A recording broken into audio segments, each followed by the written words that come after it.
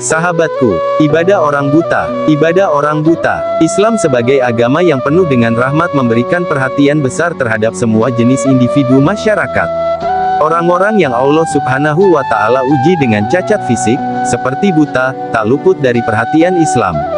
Realisasi dari perhatian ini, misalnya dengan memotivasi agar bersabar supaya bisa meraih pahala besar.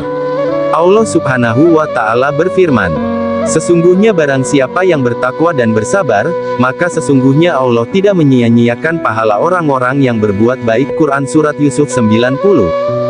Dalam sebuah hadits qudsi, Rasulullah Shallallahu Alaihi Wasallam bersabda, Allah berfirman, "Siapa yang aku hilangkan kedua matanya lalu bersabar dan mengharap pahala, maka aku tidak rida memberikan pahala kepadanya selain surga."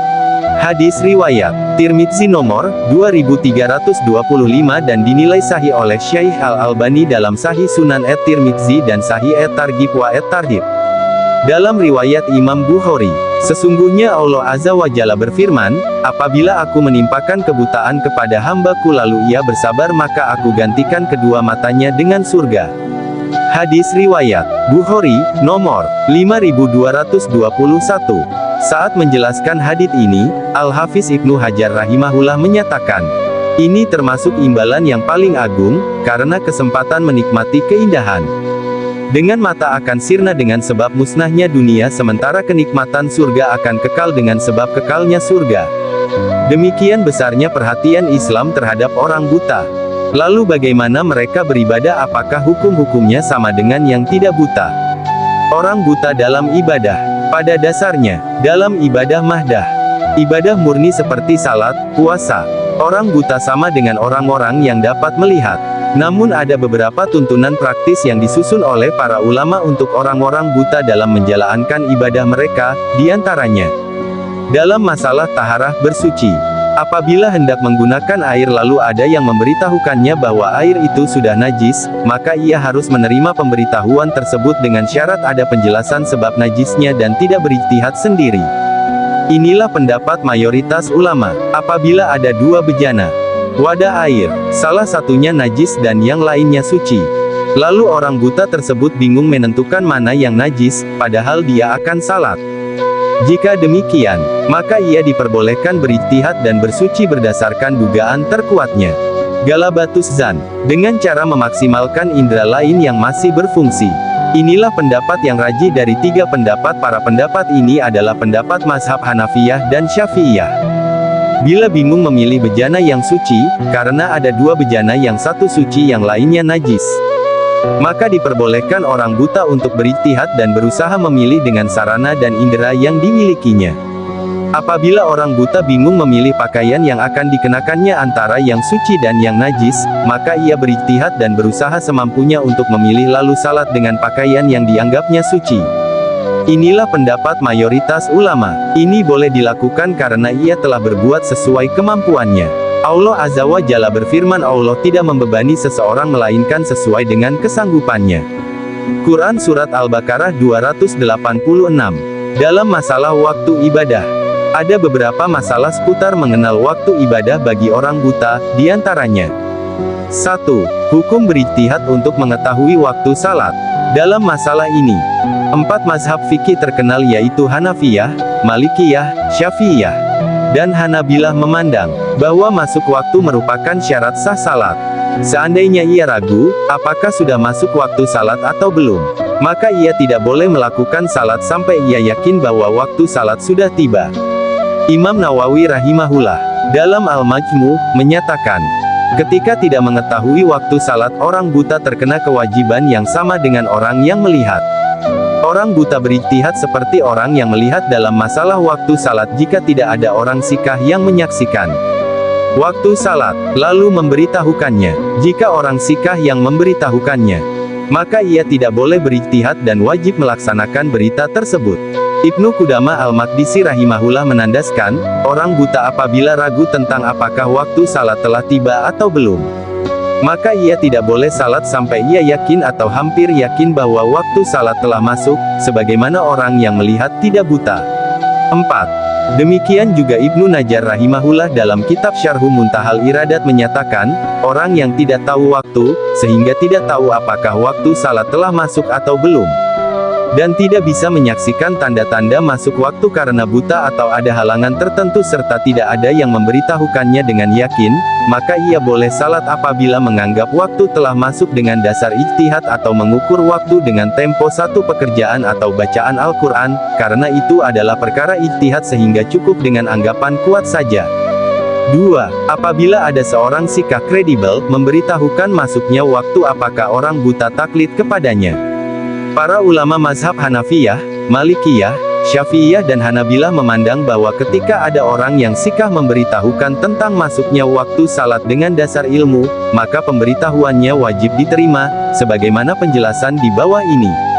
Imam Ibnu Abidin seorang ulama mazhab Hanafiyah, pengikut Imam Abu Hanifah menjelaskan, para imam kami menjelaskan bahwa ucapan orang yang adil takwa, dalam masalah-masalah agama diterima seperti berita tentang arah kiblat, taharah kesucian, najis, halal dan haram. Dengan ini jelas, bahwa berita tentang masuknya waktu salat termasuk ibadah sehingga perincian di atas bisa dijadikan pedoman. Seorang muadzin cukup diterima pemberitahuannya tentang waktu salat apabila ia seorang balik, berakal, mengetahui waktu, muslim. Lelaki dan ucapannya dipercaya. Imam Muhammad bin Muhammad Al-Hattab Ar-Raini seorang ulama mazhab Malikiyah pengikut Imam Malik dan penulis kitab Mawahibul Jalil Syarah Mukhtasar Al-Halil menyatakan, taklid kepada muadzin yang adil, bertakwa, yang mengetahui waktu salat itu diperbolehkan dan pemberitahuannya tentang masuknya waktu salat bisa diterima. Imam Nawawi dalam Al-Majmu juga menyatakan, apabila seseorang memberitahukan apa yang dia lihat dengan mengatakan, aku melihat fajar telah terbit atau syafaq, warna kemerahan setelah matahari terbit, telah hilang, maka orang yang mendengarnya tidak boleh berijtihad dan wajib melaksanakan berita tersebut. Imam Ibnu Qudamah rahimahullah menyatakan, apabila seorang sikah memberitahukan waktu salat dengan dasar ilmu maka pemberitahuannya dilaksanakan. Baca juga makna dan cakupan ibadah. 3. Orang buta berijtihad untuk mengetahui waktu puasa dan berbuka puasa pada bulan Ramadan. Orang buta diperbolehkan untuk berijtihad dan taklid kepada orang lain, karena dalam masalah ini, puasa dan waktu-waktu salat hukumnya sama. Inilah yang dirajikan, dinilai kuat oleh Imam As-Suyuti rahimahullah dan beliau menisbatkan pendapat ini kepada mazhab Syafi'iyah. Dalam masalah penentuan kiblat, menurut pendapat yang rajih, orang yang buta diperbolehkan untuk berijtihad dalam menentukan arah kiblat dan berusaha mencarinya dengan indera yang dimilikinya. Ini merupakan pendapat mazhab Hanafiyah dan Hanabilah. Kenapa demikian? Karena orang buta masih memiliki kemampuan dan masih memiliki indera lain yang dapat digunakan untuk menentukan kiblat. Sehingga tidak harus meraba-raba tembok masjid dan mimbar, apabila kemudian salat ke arah bukan kiblat lalu ada yang membenarkannya maka ia berputar ke arah yang benar dan meneruskan salatnya hingga sempurna. Masih menurut mayoritas ulama fikih, orang yang tidak bisa mengenal arah kiblat karena tidak bisa belajar lantaran tidak memiliki kemampuan atau tidak ada yang mengajarinya padahal waktunya sempit atau orang buta, maka yang wajib baginya adalah taklid mengikuti orang lain. Dasar pendapat ini adalah firman Allah Subhanahu wa Ta'ala. Maka bertanyalah kepada orang yang mempunyai pengetahuan jika kamu tidak mengetahui. Quran Surat An-Nahl 43. Dalam masalah mengumandangkan azan dan menjadi imam salat, para ulama ahli fikih memandang bahwa azan yang dikumandangkan oleh orang buta itu sah, apabila ada orang yang mengingatkan tentang masuknya waktu salat. Pendapat ini berdasarkan beberapa riwayat berikut ini. 1. Hadits Ibnu Umar radhiyallahu anhuma. Sesungguhnya Rasulullah shallallahu alaihi wasallam bersabda, Bilal radhiyallahu anhu mengumandangkan azan di malam hari. Maka makanlah dan minumlah kalian sampai Ibnu Ummi Maktum mengumandangkan azan. Kemudian Ibnu Umar radhiyallahu anhuma berkata, beliau adalah orang buta yang tidak akan mengumandangkan azan sampai ada yang mengatakan kepadanya, waktu subuh telah tiba, waktu subuh telah tiba. Hadis riwayat Al-Bukhari, nomor 582. 2. Hadits Aisyah radhiyallahu anha. Ibnu Ummi Maktum mengumandangkan azan untuk Rasulullah padahal beliau buta. Hadits riwayat Muslim, nomor 871. Namun bila melihat perkembangan teknologi saat ini, maka orang buta dapat mengumandangkan azan dengan benar dengan bantuan perangkat untuk mengetahui waktu azan. Di samping itu juga banyaknya masjid yang menggunakan loudspeaker bisa membantu orang buta dalam mengetahui waktu salat. Wallahu a'lam. Masalah orang buta menjadi imam dalam salat, mayoritas ulama fikih juga memandangnya boleh. Ini berdasarkan beberapa hadits berikut. 1. Hadits Mahmud bin Ar-Rabi, yang berbunyi, sesungguhnya, Itban bin Malik dulu mengimami kaumnya padahal beliau buta. Beliau berkata kepada Rasulullah Shallallahu Alaihi Wasallam, "Wahai Rasulullah, sesungguhnya terjadi kegelapan dan banjir padahal saya buta. Wahai Rasulullah, salatlah di rumahku di satu tempat yang akan aku jadikan sebagai tempat salatku." Rasulullah Shallallahu Alaihi Wasallam datang dan bertanya, "Kamu menginginkan saya salat di mana?" Itban radhiyallahu anhu memberi isyarat ke satu tempat di rumahnya. Kemudian Rasulullah Shallallahu Alaihi Wasallam salat di sana. Hadis riwayat Al-Bukhari nomor 625. 2. Hadits Aisyah radhiyallahu anha yang berbunyi, sesungguhnya Nabi Shallallahu Alaihi Wasallam mengangkat Ibnu Ummi Maktum untuk kota Madinah dan mengimami orang salat. Hadits riwayat Ibnu Hibban dalam sahihnya nomor 2134. Dan Syekh Syuaib Al-Arnaud menyatakan, sanadnya sahih sesuai syarat sahihain. 3. Hadits Anas bin Malik yang berbunyi, sesungguhnya Nabi Shallallahu Alaihi Wasallam mengangkat Ibnu Ummi Maktum untuk kota Madinah, mengimami salat padahal beliau buta. Hadis riwayat Abu Daud nomor 503 dan dinilai hasan sahih oleh Syekh Al-Albani. Status imam orang buta dengan yang tidak buta sama. Inilah pendapat Imam Syafi'i rahimahullah. Dalam masalah salat Jumat, para ulama berbeda pendapat tentang hukum salat Jumat bagi orang buta dalam dua pendapat. Salat Jumat tidak wajib bagi orang buta walaupun ada yang menuntunnya, baik dengan sukarela ataupun dibayar. Ini adalah pendapat Abu Hanifah. Beliau rahimahullah beralasan, orang buta tidak mampu berjalan untuk menghadirinya seorang diri. Alasan lain, hukum orang buta sama dengan orang sakit yang sama-sama mengalami kesulitan dan kesusahan untuk pergi menghadiri salat Jumat. Salat Jumat wajib bagi yang buta bila ada yang menuntunnya, baik sukarela ataupun dibayar. Inilah pendapat jumhur ulama dengan alasan orang yang buta mampu berjalan sendiri. Memang ia tidak mampu pergi karena tidak mengetahui jalan, namun bila ada yang menuntunnya, maka dia akan mampu. Sehingga ia sama seperti orang yang tidak buta namun tersesat jalan. Juga terbukti sebagian orang buta ada yang bisa pergi menghadiri salat Jumat sendiri tanpa penuntun. Mereka bisa berjalan di pasar tanpa ada yang mengiringi atau menuntunnya. Mereka ini jelas diwajibkan menghadiri salat Jumat. Dengan demikian jelaslah yang rajih adalah pendapat jumhur ulama ini. Hukum salat berjamaah bagi orang buta.